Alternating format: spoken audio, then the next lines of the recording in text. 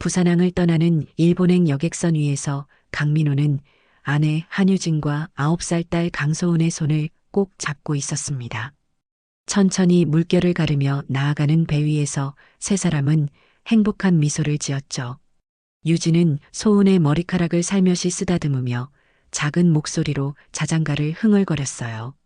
그것이 민호가 아내의 목소리를 들은 마지막 순간이었습니다. 아빠, 저 구름 좀 봐요. 검은색이에요.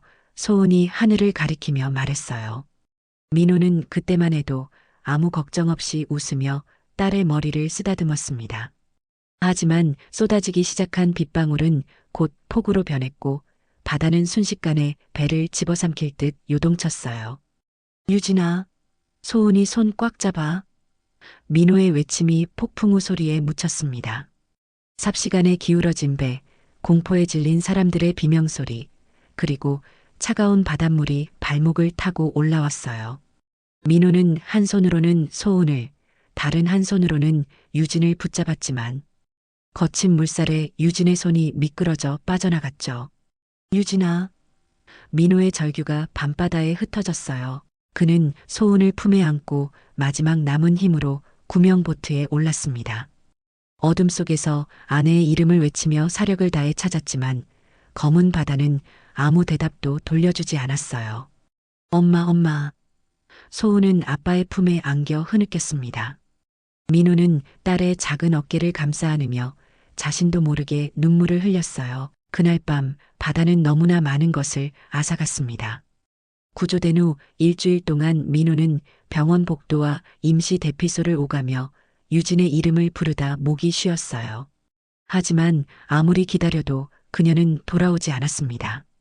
결국 해경은 한 달간의 수색 끝에 실종 추정 사망이라는 통보를 했죠. 아빠, 엄마는 정말 하늘나라에 간 거예요? 장례식 날 소은이 까만 드레스를 입고 물었어요. 민호는 대답 대신 딸을 꼭 안아주었습니다. 그날부터 민호와 소은, 단 두 사람만의 생활이 시작됐어요. 고아원에서 자란 민호에게는 의지할 친척 하나 없었죠. 그는 낮에는 건설 현장에서 일하고 밤에는 편의점 아르바이트를 하며 홀로 소은을 키웠습니다. 힘든 순간마다 유진의 빈자리가 크게 느껴졌지만 소은의 웃는 얼굴을 위해 민호는 자신의 슬픔을 꾹 참았어요. 아빠, 오늘 학교에서 엄마 이야기했어요. 12살이 된 소은이 어느 날 말했습니다. 선생님이 가족 그림 그리래서 엄마도 그렸더니 친구들이 엄마는 하늘나라에 있다고 놀렸어요. 하지만 저는 괜찮아요. 엄마는 하늘에서 저희를 지켜본다고 믿거든요. 민호는 그날 밤 소은이 잠든 후 베란다에 나가 하늘을 바라보며 오랫동안 울었어요. 유진이 남겨준 마지막 선물인 소은이 있어 그는 버틸 수 있었지만 가슴 한구석의 공허함은 채워지지 않았습니다. 15년이 흘렀습니다. 소은은 어느새 24이 되었어요. 대학교에서 간호학을 전공하며 아픈 사람들을 돕겠다는 꿈을 키웠죠. 민호는 이제 50을 바라보는 나이가 되었지만 여전히 건설 현장에서 구슬땀을 흘리며 딸의 뒷바라지를 했습니다. 단둘이 살아온 세월 동안 부녀는 서로에게 의지하며 단단한 유대를 쌓았어요. 아빠, 졸업하면 취직해서 아빠 고생 좀 덜어드릴게요. 소은이 종종 말했지만 민호는 항상 웃으며 고개를 저었습니다. 내가 행복하게 사는 모습만 봐도 아빠는 충분해. 그럴 때마다 소은은 아버지의 거친 손을 꼭 잡고 고마움을 전했어요. 그러던 어느 날 소은이 갑자기 고열에 시달리기 시작했습니다. 처음에는 과로 때문이라 생각했지만 열이 내리지 않고 온몸에 멍이 생기기 시작했어요. 불안한 마음에 병원을 찾은 그날 민호의 세상은 다시 한번 무너져 내렸죠. 강소은님은 급성 백혈병 말기입니다. 의사의 목소리가 진료실에 무겁게 가라앉았어요. 현재 상태로는 시간이 얼마 남지 않았습니다. 민호는 그 자리에서 주저앉고 말았습니다. 겨우 24, 이제 막 인생을 시작하려는 딸에게 찾아온 불행에 그는 하늘을 원망했어요. 유진이를 데려간 것만으로는 부족했나요? 이제 소은이 마저. 아빠, 울지 마세요. 병실에서 소은이 창백한 얼굴로 민호의 손을 잡았습니다. 저 아직 여기 있잖아요. 포기하지 말아요. 우리 딸의 용기 있는 모습에 민호는 눈물을 훔쳤어요. 그래, 아직 포기할 수 없었죠. 한 가지 방법이 있습니다. 담당 의사인 김태현 박사가 말했어요. 조혈모세포 이식이 성공하면 회복 가능성이 있습니다. 하지만 적합한 기증자를 찾는 것이 관건이죠. 민호는 즉시 검사를 받았습니다. 부모와 자식 사이는 일치율이 높다고 했으니 희망이 있었어요. 하지만 결과는 참담했죠. 일치율 0%. 의사는 민호와 소은의 유전적 구성이 너무 달라 이식이 불가능하다고 설명했습니다. 혹시 다른 가족 중에 검사받을 수 있는 분이 계신가요? 의사가 물었어요. 민호는 고개를 저었습니다. 저는 고아원에서 자랐고 아내는 15년 전 사고로 세상을 떠났습니다. 그의 목소리가 떨렸어요. 우리는 소은이와 저 단 둘뿐입니다. 병실로 돌아온 민호는 잠든 소은의 얼굴을 바라보며 절망에 빠졌습니다. 자신이 할 수 있는 일이 아무것도 없다는 무력감이 그를 짓눌렀어요. 창가에 서서 하늘을 바라보며 민호는 유진을 떠올렸죠. 유진아, 내가 있었다면 소은이를 살릴 수 있었을까? 민호는 국내외 골수은행에 등록해 기증자를 찾기 시작했습니다. 날마다 병원과 일터를 오가며 기도했어요. 소은은 점점 약해졌지만 아버지를 위해 미소를 잃지 않았죠. 아빠, 괜찮아요. 엄마가 저 지켜주실 거예요. 밤마다 민호는 소은이 잠든 병실에 앉아 한유진과의 추억이 담긴 사진첩을 펼쳤습니다. 둘이 처음 만난 날, 결혼식 날, 소은이 태어났을 때 모든 순간에 유진은 환하게 웃고 있었어요. 민호는 사진 속 유진에게 속삭였죠. 제발 우리 소은이 좀 도와줘. 기적은 그렇게 찾아왔습니다. 모든 희망이 사라져가던 그때 일본에서 온 한 통의 연락이 민호의 인생을 뒤바꿔 놓을 줄은 아무도 몰랐어요. 병원 복도에서 울리는 발소리가 민호의 귀에 들려왔습니다. 잠시 후 문이 열리고 김태현 박사가 얼굴에 미소를 띤 채 들어왔어요. 민호는 의사의 표정에서 무언가 달라진 것을 느꼈습니다. 강민호 씨, 기적이 일어났습니다. 김 박사의 목소리가 떨렸어요. 일본 도쿄의 골수은행에서 연락이 왔는데 소은 씨와 완벽하게 일치하는 기증자를 찾았습니다. 민호는 자리에서 벌떡 일어났습니다. 정말요? 정말 맞는 사람을 찾았다고요? 그의 목소리에는 믿기지 않는 기쁨과 의심이 뒤섞였어요. 네, 그것도 100% 일치합니다. 의학적으로는 정말 드문 일이죠. 김 박사가 검사 결과지를 보여주며 말했습니다. 사실 이 정도 일치율은 가족이 아니면 거의 불가능합니다. 혹시 일본에 친척이라도 계신가요? 민호는 고개를 저었어요. 없습니다. 제가 아는 한 우리 가족은 한국에만 있었어요. 하지만 그 순간 15년 전 그 배에 올랐던 날이 떠올랐죠. 일본으로 향하던 배, 그 생각을 빨리 지웠습니다. 지금은 희망에 집중할 때였어요. 기증자분은 누구신가요? 언제 만날 수 있을까요? 민호가 급하게 물었습니다. 사쿠라 하야시라는 분입니다. 45살의 일본 여성이시고요. 김 박사가 설명했어요. 놀라운 것은 그분이 직접 한국으로 오겠다고 자원하셨다는 겁니다. 보통은 기증자의 골수를 채취해서 운반하는데 하야시 씨는 꼭 직접 오고 싶다고 하셨죠. 소은에게 이 기쁜 소식을 전하자 창백했던 그녀의 얼굴에 핏기가 돌았습니다. 아빠, 이게 정말 기적이에요. 엄마가 도와주신 것 같아요. 소은의 눈에 눈물이 고였어요. 민호는 딸의 이마에 키스했습니다. 그래, 엄마가 하늘에서 널 지켜주고 있나 봐. 그는 속으로 유진에게 감사의 기도를 올렸어요. 소은의 생명을 구해줄 낯선 일본인 여성에게도 말로 표현할 수 없는 감사함이 밀려왔죠. 사흘 후 병원 측에서 연락이 왔습니다. 사쿠라 하야시가 내일 인천공항에 도착한다는 소식이었어요. 민호는 공항에 마중 나가겠다고 했지만 병원에서는 기증자가 먼저 건강검진을 받을 예정이니 병원에서 만나는 게 좋겠다고 안내했습니다. 아빠, 저도 꼭 하야시 씨를 만나고 싶어요. 직접 감사 인사를 드리고 싶어요. 소은이 병실 침대에 앉아 말했어요. 민호는 딸의 손을 꼭 잡았습니다. 물론이지. 내가 건강해지는 것이 그분에게 드릴 수 있는 가장 큰 선물일 거야. 그의 목소리에는 희망이 가득했어요. 그날 밤 민호는 오랜만에 편안한 마음으로 잠들었습니다. 꿈에서 유진이 나타나 미소 지었어요.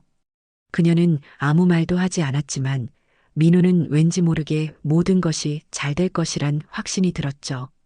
다음 날 아침 민호는 평소보다 일찍 일어나 면도를 하고 깔끔하게 차려입었습니다.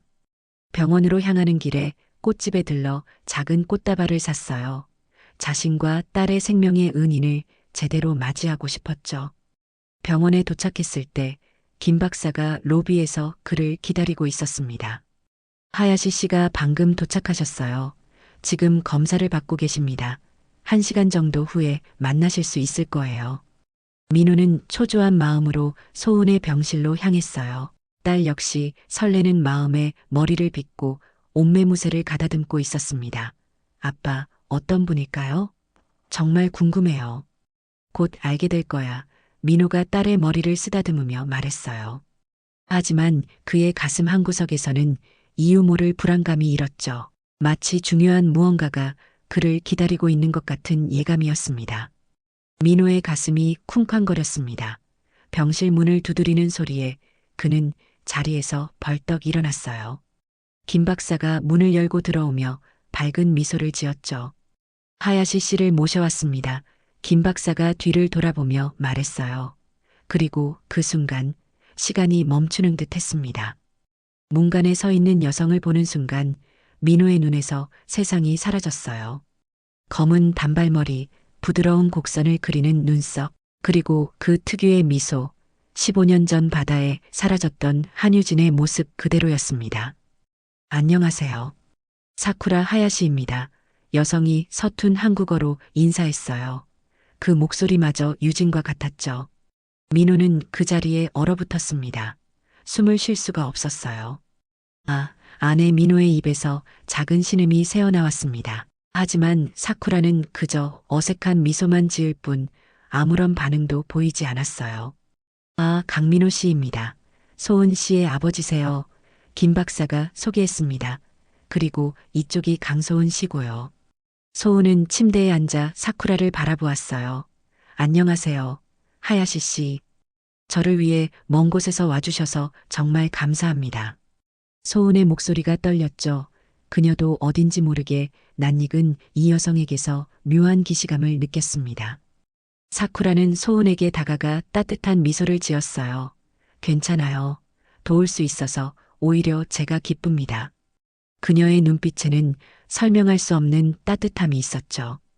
민호는 여전히 충격에서 벗어나지 못한 채 사쿠라의 모든 움직임을 바라보았습니다. 유진이 습관적으로 하던 머리카락을 귀 뒤로 넘기는 동작, 말할 때 살짝 고개를 기울이는 버릇, 미소 지을 때 왼쪽 눈가에 생기는 작은 주름까지 모든 것이 유진과 똑같았어요. 하야시 씨는 일본 어디에 사시나요? 소은이 물었습니다. 후쿠오카에 살고 있어요. 바다가 보이는 작은 마을이죠. 사쿠라가 대답했어요. 15해 전부터 그곳에서 살았습니다. 15해 전 민호의 심장이 격렬하게 뛰었습니다. 그것은 유진이 사라진 바로 그 시점이었어요. 혹시 어떻게 후쿠오카에 정착하게 되셨나요? 민호가 떨리는 목소리로 물었습니다. 사쿠라의 표정이 살짝 흐려졌어요. 사실 제 기억에는 공백이 있습니다. 15해 전 한 노부부가 후쿠오카 해변에서 저를 발견했대요. 기억을 잃은 채로요. 그녀의 목소리가 작아졌죠. 제 과거나 이름도 기억하지 못했습니다. 그래서 저를 돌봐주신 하야시 부부의 성을 따라 사쿠라 하야시라는 이름을 갖게 됐어요. 민호의 온몸이 떨렸습니다. 모든 것이 맞아떨어졌어요. 배 사고 당시 바닷물에 휩쓸려 일본 해안까지 떠내려간 유진이 기억을 잃고 새 삶을 살게 된 것이 분명했죠. 그런데 어떻게 이런 높은 일치율로 소은 씨와 맞을 수 있었을까요? 김 박사가 의아해하며 물었습니다. 사쿠라는 미소 지었어요. 저도 그게 신기해요. 마치 운명처럼 느껴집니다. 그때 민호의 손에서 들고 있던 꽃다발이 떨어졌습니다. 사쿠라가 몸을 숙여 꽃을 집어 올렸어요. 그 순간 그녀의 블라우스 목깃이 살짝 벌어지면서 오른쪽 쇄골 아래에 작은 반점이 드러났습니다. 민호는 숨을 들이켰어요. 유진만이 가지고 있던 특별한 모양의 점이었죠. 괜찮으세요? 사쿠라가 걱정스러운 표정으로 민호에게 물었습니다. 얼굴이 창백해 보여요. 민호는 간신히 고개를 끄덕였어요. 네, 괜찮습니다. 그러나 그의 마음속에는 확신이 들었습니다. 이 여자는 한유진이었어요. 자신의 아내이자 소은의 어머니. 하지만 지금은 말할 수 없었죠. 딸의 치료가 먼저였으니까요. 수술은 모레 진행될 예정입니다. 김 박사가 설명했어요. 그때까지 하야시 씨는 병원 게스트룸에 머무실 거예요. 민호는 마음을 진정시키려 깊게 숨을 들이마셨습니다. 아내를 찾았다는 기쁨과 그녀가 자신을 알아보지 못한다는 슬픔이 뒤섞였어요. 하지만 지금은 소은의 생명이 우선이었죠. 진실은 조금 기다려야 했습니다. 수술을 앞둔 날 민호는 병원 옥상 정원에 홀로 앉아 있었습니다. 소은은 마지막 검사를 받고 있었고 그는 잠시 혼자만의 시간이 필요했어요. 머릿속은 온통 사쿠라, 아니 유진으로 가득했죠. 15해 동안 죽었다고 생각했던 아내가 살아 돌아와 딸의 생명을 구하는 기적. 이런 일이 정말 가능한 걸까요? 여기서 뭐 하세요? 등 뒤에서 들려온 목소리에 민호는 깜짝 놀라 돌아보았어요. 사쿠라가 따스한 미소를 지으며 서 있었습니다. 저녁 노을이 그녀의 얼굴을 붉게 물들였죠. 그냥 생각 좀 정리하고 있었어요. 민호가 자리에서 일어났습니다. 소은이를 위해 이렇게 해주셔서 정말 감사합니다. 사쿠라는 고개를 저었어요. 감사할 것 없어요. 저도 모르게 이끌린 느낌이었어요. 소은 씨의 요청서를 봤을 때 뭔가 특별한 인연이 있는 것 같았죠. 두 사람은 나란히 난간에 기대어 서울의 저녁 풍경을 바라보았습니다. 따뜻한 봄바람이 사쿠라의 머리카락을 살짝 흩뜨렸어요. 민호는 무의식적으로 손을 뻗어 그녀의 머리카락을 정리해 주려다가 황급히 멈췄죠. 사쿠라는 그것을 눈치채지 못한 채 무언가를 흥얼거리기 시작했습니다. 처음에는 작은 소리였지만 점점 또렷해졌어요. 민호의 심장이 멈추는 듯했죠. 그 멜로디는 유진이 소은에게 불러주던 자장가였습니다. 그 노래 민호의 목소리가 떨렸어요. 사쿠라는 놀란 듯 노래를 멈추었습니다. 아, 죄송해요. 무의식적으로 나왔네요. 그녀가 어색하게 웃었어요. 사실 이상한 일이에요. 제가 이 노래를 어디서 배웠는지 기억이 나지 않아요. 그냥 마음속에 있었던 것 같아요. 민호는 떨리는 손으로 휴대폰을 꺼내 소은이 아기였을 때 찍은 동영상을 찾았습니다. 그리고 재생 버튼을 눌렀어요. 영상 속에서 유진의 목소리가 흘러나왔죠. 같은 멜로디, 같은 노래였습니다. 이건 사쿠라의 눈이 커졌어요. 그녀는 영상 속 젊은 여성을 바라보았습니다. 놀랍게도 그것은 거울을 보는 듯한 모습이었죠. 이 사람이 누구죠? 사쿠라가 떨리는 목소리로 물었어요. 민호는 깊게 숨을 들이마셨습니다. 제 아내예요. 한유진이라고 해요. 소은이의 어머니죠. 그의 눈에 눈물이 고였어요. 15해 전 부산에서 일본으로 가는 배가 침몰했어요. 그때 유진이가 사라졌죠. 사쿠라의 얼굴이 창백해졌습니다. 그녀는 물끄러미 영상을 바라보다가 갑자기 머리를 감싸쥐었어요. 작은 신음과 함께 그녀가 비틀거렸습니다. 민호는 재빨리 사쿠라를 붙잡았어요. 괜찮아요? 무슨 일이에요? 머리가 갑자기 아파요. 그리고 영상 속 여자를 보니 사쿠라가 혼란스러운 표정으로 말했습니다. 낯설지 않아요. 마치 꿈에서 본 것 같은, 하지만 기억이 나지 않아요. 민호는 용기를 내어 물었어요. 한 가지만 확인하고 싶은데 혹시 오른쪽 어깨에 화상 자국이 있나요? 비자 모양의. 사쿠라는 놀란 눈으로 민호를 바라보았습니다. 그녀의 손이 무의식적으로 오른쪽 어깨를 더듬었어요. 어떻게 아셨죠? 그녀가 물었죠. 이 흉터는 제가 기억을 잃었을 때부터 있었어요. 어떻게 생겼는지도 알고 계시네요. 보여주실 수 있을까요? 민호의 목소리가 떨렸습니다. 사쿠라는 잠시 망설이다가 셔츠 소매를 살짝 내렸어요. 그곳에는 붉은색 비자 모양의 화상 흉터가 선명했습니다. 유진이 신혼여행 때 다친 바로 그 자국이었죠. 당신은 민호의 눈에서 눈물이 흘러내렸어요. 당신은 한유진입니다. 내 아내고 소은이의 어머니예요. 사쿠라는 충격을 받은 듯 뒤로 물러섰습니다. 그럴 리가 없어요. 그녀의 목소리에 혼란이 가득했어요. 저는 사쿠라 하야시입니다. 일본에서 온 15해 전에 기억을 잃었다고 하셨죠? 민호가 간절한 목소리로 말했어요. 그때가 바로 배가 침몰한 시점입니다. 당신이 후쿠오카 해변에서 발견된 때와 같아요.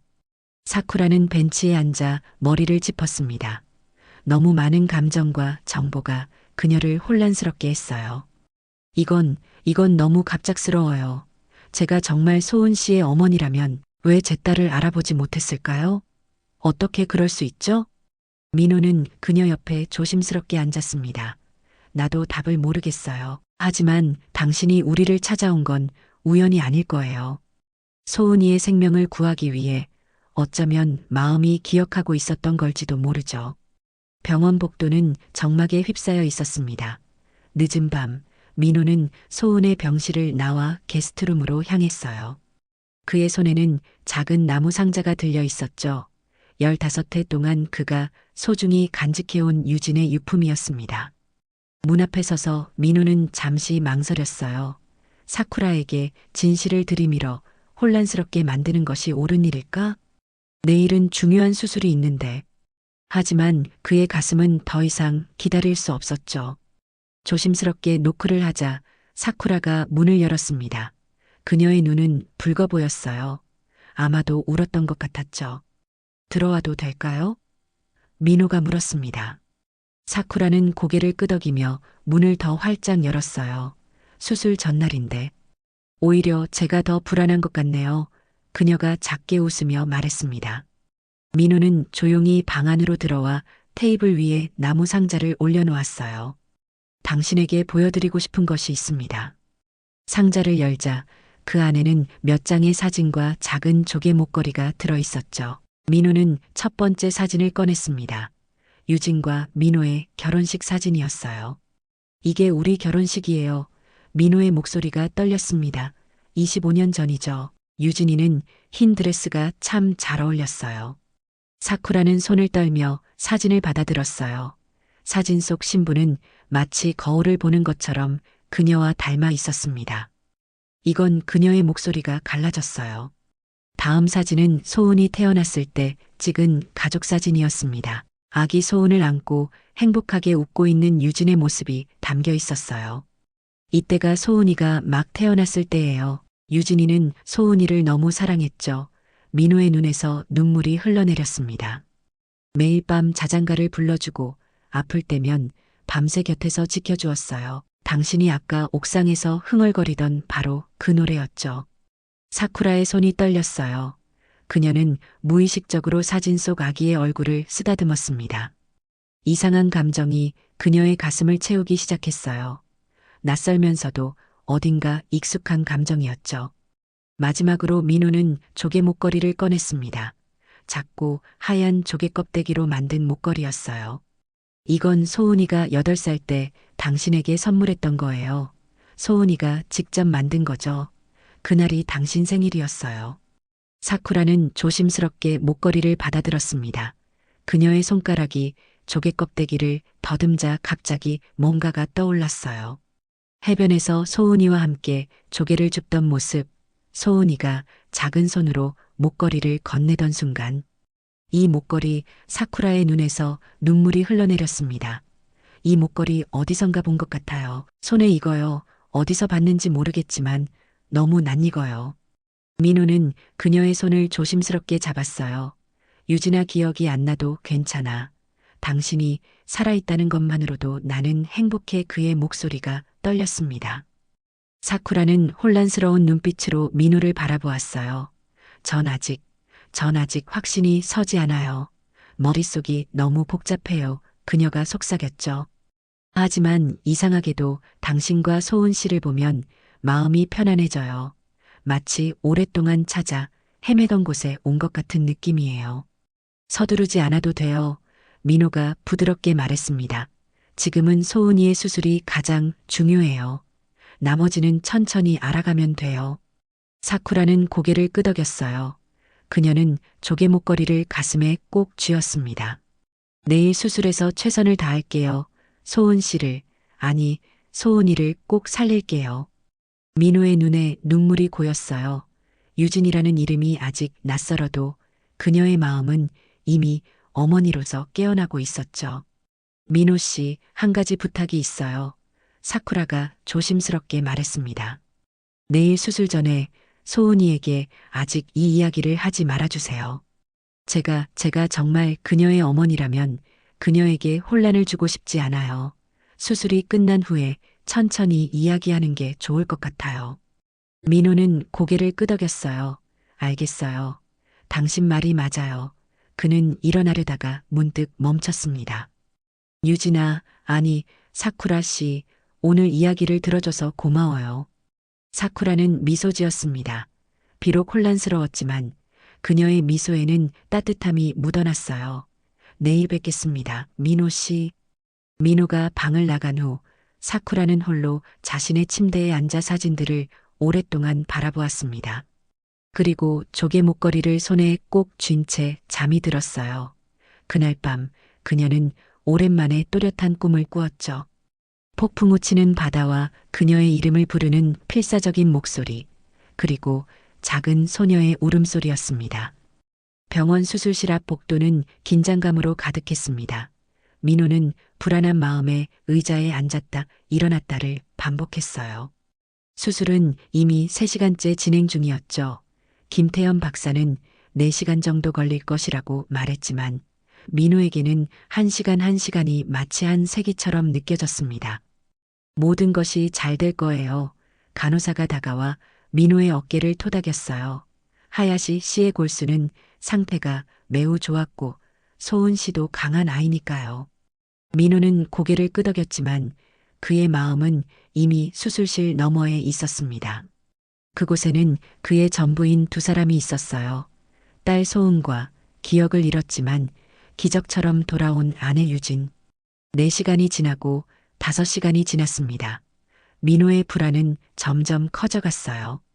그때 수술실 문이 열리고 김 박사가 나왔습니다. 마스크를 내린 의사의 얼굴에는 피곤함이 가득했지만 미소가 번져 있었어요. 수술은 성공적이었습니다. 김 박사가 말했죠. 하야시 씨의 골수를 문제없이 이식했고 소은 씨의 상태도 안정적입니다. 민호의 눈에서 눈물이 흘러내렸어요. 정말 감사합니다. 선생님, 정말 감사합니다. 하야시 씨도 지금 회복실에 계십니다. 골수 채취는 힘든 과정이었지만 그분도 곧 괜찮아지실 거예요. 김 박사가 설명했어요. 2분 모두 오늘 밤은 쉬셔야 합니다. 내일 아침에 면회하실 수 있을 거예요. 하루가 지나고 소은은 무균실에서 회복 중이었습니다. 민호는 유리창 너머로 딸을 지켜보며 기도했어요. 소은이의 상태가 매우 양호해요. 담당 간호사가 말했습니다. 이식된 골수가 이렇게 빨리 반응하는 경우는 드물어요. 정말 기적 같은 일이죠. 민호는 미소 지었어요. 그녀의 어머니에게서 온 것이니까요. 회복실에 있는 사쿠라를 찾아갔을 때 그녀는 창가에 앉아 바깥을 바라보고 있었습니다. 창백한 얼굴이었지만 그녀의 눈은 맑게 빛나고 있었어요. 소은이는 어때요? 사쿠라가 민호를 보자마자 물었습니다. 아주 좋아요. 의사 선생님들도 놀랐대요. 당신의 골수가 소은이 몸에 정말 잘 맞는다고 민호가 대답했어요. 사쿠라는 미소 지었습니다. 다행이에요. 정말 다행이에요. 그녀의 눈에 눈물이 고였어요. 며칠이 지나고 소은은 무균실에서 일반 병실로 옮겨졌습니다. 사쿠라도 완전히 회복되어 매일 소은의 병실을 찾았어요. 처음에는 어색했지만 둘은 점점 가까워져 갔죠. 마치 오랫동안 알고 지낸 사이처럼요. 하야시 씨, 제가 피아노 치는 거 좋아하시나요? 어느 날 소은이 물었습니다. 사쿠라는 잠시 놀란 표정을 지었어요. 어떻게 알았어? 그냥요. 어제 하야시 씨가 제 휴대폰 피아노 앱을 보시면서 손가락으로 건반을 두드리셨거든요. 마치 피아노를 치는 것처럼요. 소은이 미소 지었습니다. 사쿠라의 눈이 커졌어요. 맞아요. 나는 피아노를 좋아해요. 하지만 언제부터 쳤는지는 기억이 나지 않아요. 그냥 손가락이 기억하고 있는 것 같아. 민호는 조용히 미소 지었습니다. 유진은 대학에서 피아노를 전공했었죠. 기억은 사라졌어도 몸은 기억하고 있었어요. 어느 날 저녁 소은이 병실에서 조용히 자장가를 흥얼거리기 시작했습니다. 그것은 유진이 항상 불러주던 그 노래였어요. 사쿠라는 노래를 듣자 갑자기 눈물을 흘리기 시작했습니다. 하야시 씨, 왜 우세요? 소은이 걱정스럽게 물었어요. 모르겠어. 그 노래를 들으니까 갑자기 사쿠라는 말을 잊지 못했습니다. 소은은 침대에서 일어나 조심스럽게 사쿠라에게 다가갔어요. 그리고 작은 손으로 그녀의 눈물을 닦아주었죠. 울지 마세요. 제가 있잖아요. 그 순간 사쿠라의 마음에 무언가가 깨어났습니다. 소은의 작은 손길에서 느껴지는 따스함, 그녀의 목소리, 그리고 그 눈빛, 모든 것이 낯설지 않았어요. 왠지 모르겠지만 사쿠라가 떨리는 목소리로 말했습니다. 당신을 오래전부터 알고 있었던 것 같아요. 소은은 미소 지었어요. 저도 그래요. 하야시 씨가 처음 들어오셨을 때부터 이상하게 편안했어요. 마치 오래된 친구 같은 느낌이었죠. 민호는 창가에 서서 두 사람을 바라보았습니다. 아직 진실을 말할 때가 아니었지만 그는 기다릴 수 있었어요. 마음이 먼저 알아볼 테니까요. 저녁이 깊어가는 병실에서 사쿠라는 소은의 이야기를 들으며 웃음 짓고 있었습니다. 그리고 무의식적으로 소은의 머리카락을 쓰다듬었어요. 마치 오래전부터 해온 것처럼 자연스럽게요. 하야시 씨, 한국에 얼마나 더 계실 거예요? 소은이 물었습니다. 사쿠라는 잠시 생각에 잠겼어요. 사실 모르겠어. 처음에는 수술만 하고 돌아갈 생각이었는데. 그녀의 목소리가 작아졌죠. 지금은 조금 더 있고 싶은 마음이 들어. 민호와 사쿠라의 시선이 마주쳤습니다. 그의 눈에는 희망이 담겨 있었어요. 그녀의 눈에는 혼란과 그리움이 뒤섞여 있었죠. 수술 후 한 달이 지났습니다. 소은의 상태는 의사들이 기적적이라고 표현할 정도로 좋아졌어요. 몸에서 거부 반응 없이 새로운 골수가 완벽하게 자리 잡았죠. 퇴원을 앞둔 어느 날 민호는 사쿠라에게 조심스럽게 제안했습니다. 내일이면 소은이가 퇴원해요. 우리와 함께 부산에 가보지 않을래요? 20년 전 그날의 바다를 한번 보고 싶어서요. 사쿠라는 잠시 생각에 잠겼습니다. 일본으로 돌아가야 한다는 생각과 이 가족과 더 오래 함께하고 싶다는 마음이 충돌했어요. 가볼게요. 마침내 그녀가 작은 목소리로 대답했습니다. 다음 날 세 사람은 부산행 기차에 올랐습니다. 창밖으로 지나가는 풍경을 바라보며 사쿠라는 마음속에서 일어나는 이상한 감정을 느꼈어요.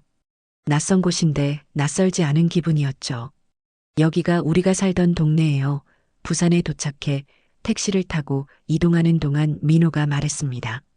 저기 보이는 건 소은이가 다녔던 초등학교고 저 공원에서는 주말마다 가족 피크닉을 했죠. 사쿠라는 말없이 창밖을 바라보았어요.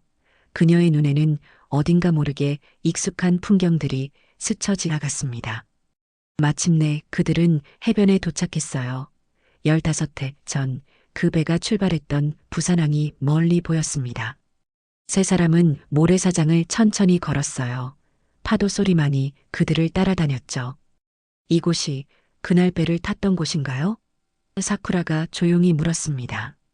민호는 고개를 끄덕였어요. 그래요. 우리 셋은 일본 여행을 가려고 했었죠. 소은이는 9살이었고 저는 그날의 기억이 별로 없어요. 소은이 말했습니다. 다만 바다가 갑자기 무서워졌던 것만 기억나요. 그리고 누군가의 따뜻한 손이 저를 안전하게 지켜주던 느낌. 사쿠라는 문득 가슴이 아파왔어요. 잠시 숨을 고르고 그녀는 주머니에서 무언가를 꺼냈습니다. 그것은 민호가 보여주었던 조개 목걸이였어요. 이걸 다시 가져왔어요. 소은의 눈이 커졌습니다. 그건 소은이 놀란 표정으로 목걸이를 바라보았어요. 이게 무슨 의미인지 물어봐도 될까요? 사쿠라가 조용히 물었습니다. 소은은 깊게 숨을 들이마셨어요. 이건 제가 9살 때 엄마에게 선물한 거예요. 제가 직접 만든 목걸이죠. 그녀의 목소리가 떨렸습니다. 엄마는 이걸 항상 소중히 여겼어요. 그날 배에도 하고 계셨죠. 사쿠라의 손이 떨렸어요. 그녀는 천천히 목걸이를 손바닥에 올려놓고 바라보았습니다. 기억이 나세요? 민호가 조심스럽게 물었어요. 사쿠라는 천천히 고개를 저었습니다. 기억은 여전히 흐릿해요. 그녀의 눈에서 눈물이 흘러내렸죠. 하지만 마음은 알고 있어요. 이 목걸이가 얼마나 소중한지, 이 아이가 얼마나 소중한지 내 마음은 기억하고 있었어요. 소은은 더 이상 참지 못하고 사쿠라에게 다가가 그녀의 손을 잡았습니다. 당신이 정말 우리 엄마인가요? 사쿠라는 떨리는 손으로 소은의 얼굴을 만졌어요. 나도 모르겠어 하지만 내가 내 딸이라면, 내가 내 엄마라면. 그녀의 목소리가 흔들렸습니다. 내가 20년 동안 너를 혼자 두었다니. 혼자가 아니었어요. 소은이 미소 지었어요. 아빠가 있었으니까요. 그리고 이제 엄마도 돌아왔잖아요. 세 사람은 모래사장에 서서 서로를 바라보았습니다. 바다는 평온했고 석양이 물결 위에 황금빛 길을 그렸어요. 유진아 민호가 마침내 용기를 내어 불렀습니다. 15해 전에 놓쳤던 그 손, 이번엔 절대 놓지 않을게요. 사쿠라 아니 유진은 천천히 고개를 들어 민호를 바라보았어요. 그녀의 눈에는 혼란스러움이 있었지만 또한 따뜻함과 그리움도 있었죠. 아직은 모든 게 낯설어요. 하지만 그녀가 조용히 미소 지었습니다. 함께 알아가 보고 싶어요. 소은이 두 사람의 손을 잡았어요. 우리 함께 가요. 집으로. 유진은 눈물 속에 고개를 끄덕였고 세 사람은 뜨거운 포옹을 나누었습니다. 20년이라는 시간이 만들어낸 간극은 여전히 있었지만 그들은 다시 한 걸음씩 서로에게 다가가고 있었어요. 바다는 때로 삶을 앗아가기도 하지만 또다시 돌려주기도 합니다. 기억은 사라질 수 있어도 사랑은 흐르지 않아요.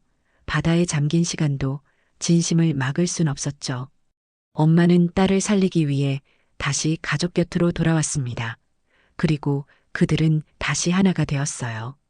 돌아오는 길, 유진은 조용히 그 자장가를 흥얼거렸습니다. 노랫말은 기억나지 않았지만 멜로디는 그녀의 마음속에 살아있었어요. 소은은 어머니의 어깨에 머리를 기대었고 민호는 두 사람을 바라보며 미소 지었죠.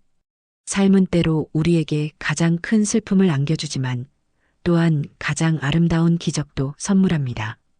그들의 이야기는 슬픔으로 시작되었지만 희망으로 다시 쓰여지고 있었어요. 잃어버린 기억은 천천히 돌아올지도 모릅니다. 하지만 그보다 더 중요한 건 함께하는 오늘과 내일의 기억을 새롭게 만들어가는 것이었죠. 세 사람은 손을 맞잡고 집으로 향했습니다.